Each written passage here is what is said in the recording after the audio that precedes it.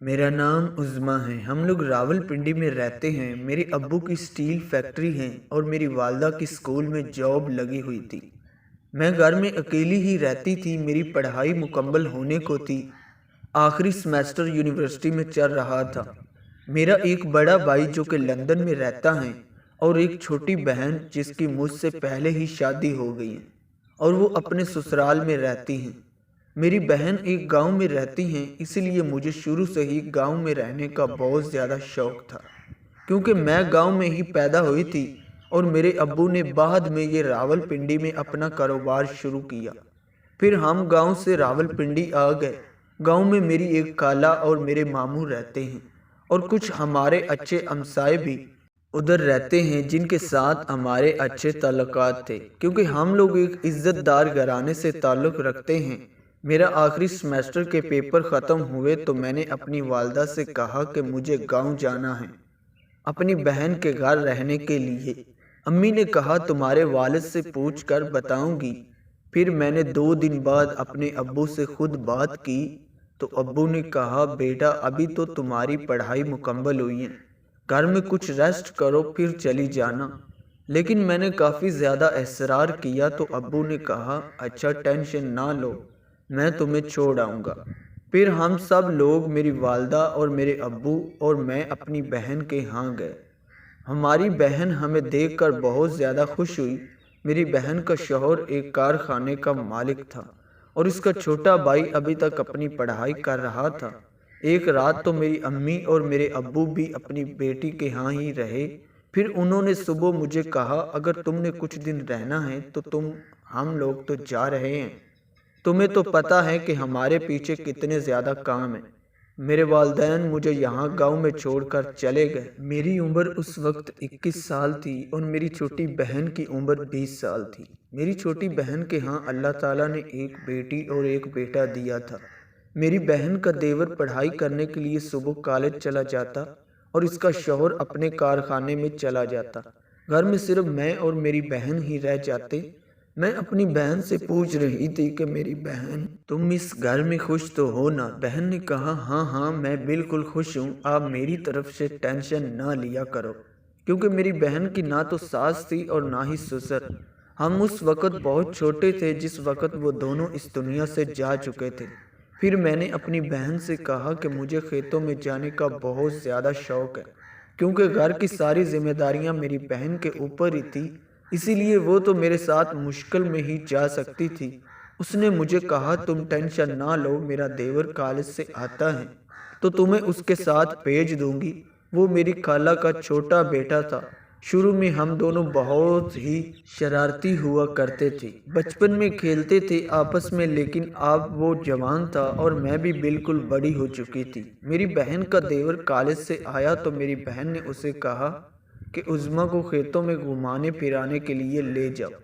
उसने कहा भाभी आप टेंशन ना लो, मैं इसीलिए जाऊंगा, कल एतवार का दिन है और मुल्क कॉलेज से भी छुट्टी होगी तो मैं इसे सारा दिन घुमाऊं फिराऊंगा।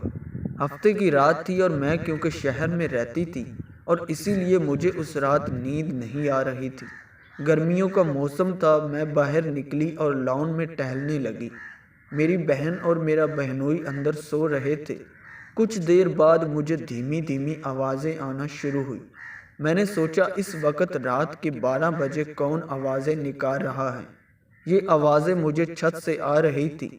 पहले तो मैं डर गई, सोचा अपनी बहन को और बहनोई को उठाकर सब बताती हूँ, लेकिन फिर मैंने दिल में सोचा इस वक्त भला कौन हो सकता है, इन्हें डिस्टर्ब नहीं करना चाहिए, वो तो सो गए होंगे।